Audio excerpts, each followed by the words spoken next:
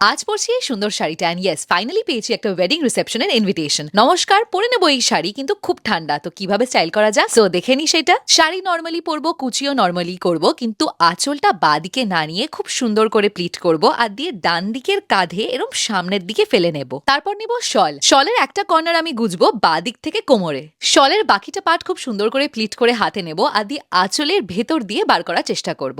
এখন যখন শলের প্লিটস গুলো সামনে এসে গেছে, আঁচলের ভেতর দিয়ে আমরা সেটা নেব আর দিয়ে বাঁ দিকের কাঁধে ওটাকে ভালোভাবে স্টাইল করে নেব। আয়নার সামনে একটু টানাটুনি আর অ্যাডজাস্টমেন্টস করে now this is the final look. টুয়াল করেও দেখিয়ে দিচ্ছি যে পিছন থেকে কেমন লাগবে। এটাতে বডি কভার থাকবে, ঠান্ডা লাগবে না, আর আমরা চাইলে শলটা পিছন দিয়ে নিয়ে পুরোপুরি কভার করতে পারবো।